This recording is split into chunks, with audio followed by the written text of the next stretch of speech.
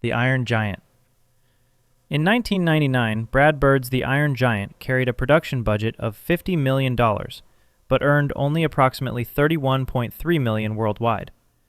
The domestic opening weekend managed just $5.73 million across 2,179 theaters, numbers that immediately discouraged sequel discussions despite rapturous critical reception. Warner Brothers' marketing campaign failed to connect with audiences, a miscalculation that would haunt the film's theatrical prospects. The story follows young Hogarth Hughes during the Cold War as he befriends a massive robot from space, exploring themes of pacifism and sacrifice that resonated deeply with critics, but not ticket buyers. The film's ending leaves clear sequel potential, with the giant's scattered parts beginning to reunite, suggesting his return. Over the following decades, home video and streaming transformed The Iron Giant into a multi-generational touchstone, with passionate fans repeatedly advocating for a continuation. The world Brad Bird created offers multiple sequel pathways, whether a time jump to a new geopolitical moment or a continuation of Hogarth's coming of age with renewed extraterrestrial contact. This represents a canonical example of how theatrical failure can mask long-term cultural impact and sequel viability. Titan A.E. Don Bluth and Gary Goldman's Titan A.E. combined hand-drawn animation with computer-generated imagery in an original space opera that left extraordinary story potential unexplored. Released in 2000, the film carried a $75 to $90 million production cost, but managed only $36.8 million worldwide in receipts. When accounting for an earlier aborted production cycle, the total negative cost approached $85 million, a financial disaster that triggered immediate layoffs at Fox's Phoenix Animation Studio. The story follows Cale Tucker 15 years after Earth's destruction by the alien Dredd, as he searches for the Titan spacecraft capable of creating a new homeworld for humanity. The film's ending shows successful terraforming and the birth of a new planet, but the Dredd threat and broader galactic politics remain largely unexplored. The Genesis ship's capabilities, interspecies diplomacy in a post-Earth galaxy, and the scattered human diaspora all provide clear franchise foundations. The hybrid animation style, distinctive to its era, now carries nostalgic appeal that could attract audiences who missed the initial release. Editorial surveys consistently nominate Titan A.E. as one of science fiction's most deserving sequel candidates, highlighting how world-building can outlast box office disappointments. Event Horizon. Paul W. S. Anderson's Event Horizon posted one of the starkest budget-to-gross gaps in science fiction horror history. The 1997 film carried a $60 million production budget, but earned approximately $42 million worldwide, with $26.67 million from domestic and approximately $16 million from international markets, a disappointing return that eliminated any immediate franchise discussions. The crew of the Lewis and Clark investigates the Event Horizon 7 years after its disappearance, discovering that the experimental gravity drive opened a gateway to a hellish realm. Anderson's visceral horror imagery and cosmic dread execution found little theatrical audience in 1997, when elevated horror had not yet emerged as a commercial force. Home video and cable television gradually transformed Event Horizon into a cult phenomenon, with fans discovering its Lovecraftian undertones and practical effects mastery. The film's core concept practically demands anthology-styled expansion, whether new investigative missions into the original vessel's Hell Dimension or explorations of other ships using similar technology. The modern theatrical and streaming appetite for cosmic horror is materially stronger than 27 years ago, creating market conditions that could finally support the sequel that economics denied the first time. This represents perhaps the clearest case of a film whose cult reputation signals latent franchise demand that studios never capitalized on. Underwater. William Eubanks' Underwater planted explicit franchise seeds that release timing and marketing buried. The 2020 deep-sea survival thriller included a climactic reveal of Cthulhu himself, directly linking the story to H.P. Lovecraft's wider mythological pantheon. Kristen Stewart leads a crew of aquatic researchers who must traverse the ocean floor after their drilling station suffers catastrophic damage, gradually discovering that ancient creatures inhabit the depths. The film opened in an historically inhospitable January slot and suffered negative word of mouth that sank box office prospects, despite its overt sequel setup. The Cthulhu reveal in the final act suggests an entire universe of eldritch entities and underwater civilizations that remain unexplored. Lovecraft's public domain status provides additional franchise flexibility, allowing sequels to mine different old ones or geographic locations within the same mythology.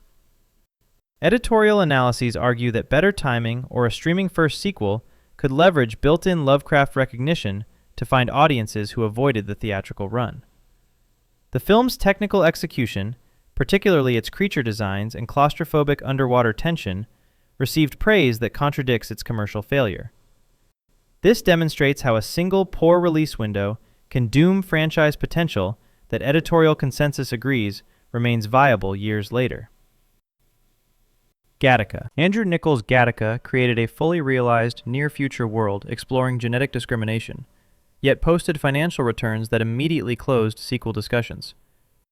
The 1997 film carried a $36 million budget, fully financed by Sony, but earned only $12.53 million in domestic receipts, with minimal international release. The domestic opening weekend managed just $4.32 million, placing fifth in its frame, numbers that convinced the studio no audience existed for continuation. The story follows Vincent Freeman, genetically inferior in a society that values engineered perfection, as he assumes another man's identity to achieve his dream of space travel. Ethan Hawke and Uma Thurman anchor a narrative that questions the ethics of genetic selection, while maintaining thriller pacing through Vincent's attempts to avoid detection. The film's ending shows Vincent successfully launching into space, but leaves Earth's discriminatory society fundamentally unchanged and ripe for further exploration.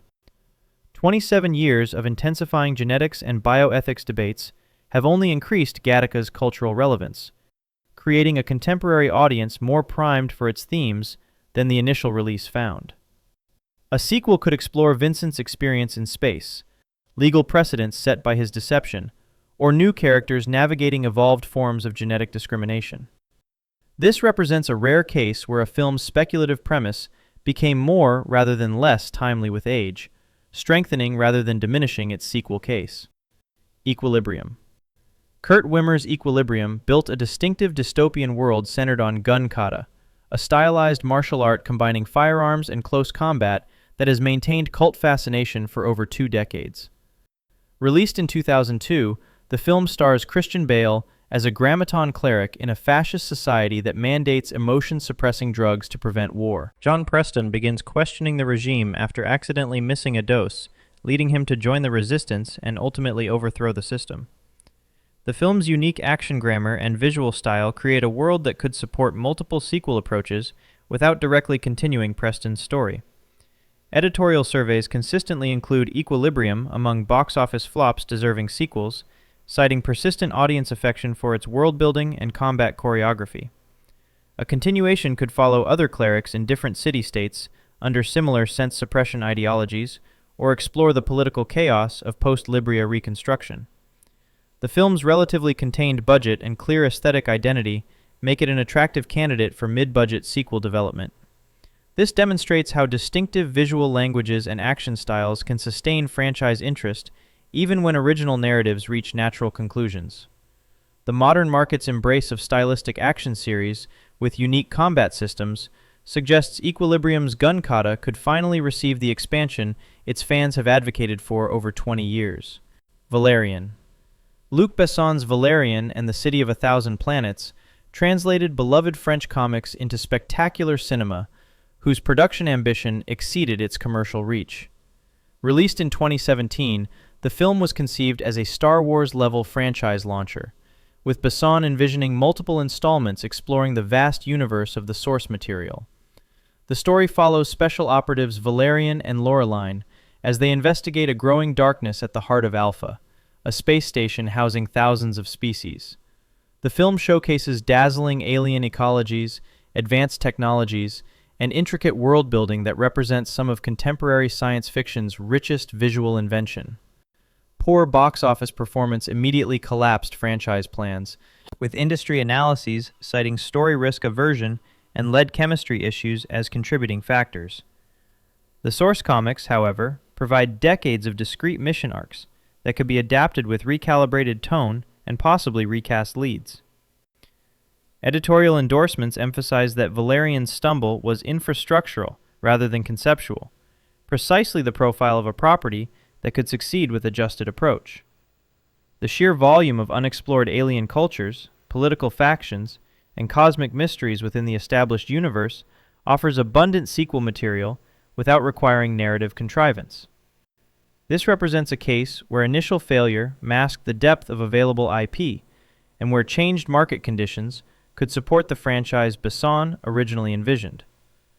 Jupiter Ascending. The Wachowskis' Jupiter Ascending constructed original space opera mythology whose polarizing reception ended franchise plans despite sequel-ready architecture. Released in 2015, the film stars Mila Kunis as Jupiter Jones, a cleaning woman who discovers she's genetic royalty with claim to Earth itself. The Abrasax dynasty, which harvests planets for life-extending serum, becomes the antagonist as Jupiter navigates deadly family politics with help from Channing Tatum's genetically engineered warrior. The film's ambitious mythic framework, combining dynastic intrigue with human harvesting economics and fish-out-of-water comedy, divided audiences and critics while underperforming commercially. Industry postmortems position Jupiter Ascending among cautionary tales of franchise ambition meeting market rejection. Editorial advocates argue that the excesses alienating some viewers could be tempered and focused in a second outing to better effect. The established Abrasax political landscape, the wider galactic economy built on planetary harvesting, and Jupiter's new position within cosmic hierarchy all provide clear continuation pathways. This demonstrates how tonal calibration failures in an initial installment need not doom the underlying world, particularly when that world contains unexplored complexity. The film's presence in deserves a sequel surveys reflects recognition that the Wachowskis built more universe than one film could contain, even if that first film couldn't successfully convey it all.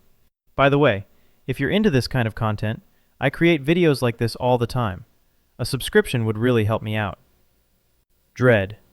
Pete Travis's Dredd, written and produced by Alex Garland, suffered one of modern science fiction's most conspicuous acclaim versus gross mismatches. The 2012 film earned passionate critical praise for its lean structure and pointed social commentary, yet posted only approximately $41 million worldwide against a $45 million budget. This near break-even performance curtailed immediate franchise plans, despite the film's growing cult reputation through subsequent home video discovery. Karl Urban stars as the titular judge in a dystopian future where cops serve as judge, jury, and executioner, investigating a drug operation in a massive tower block. The film's stripped-down approach, focusing on a single mission rather than sprawling world-building, paradoxically demonstrated the rich potential of the Judge Dredd universe. Urban's committed performance, never removing his helmet in adherence to comic tradition, anchored a vision that fans have advocated continuing for over a decade. The 2000 AD comics provide abundant source material for further adaptations, whether direct sequels or anthology-styled cases exploring different aspects of Mega City 1.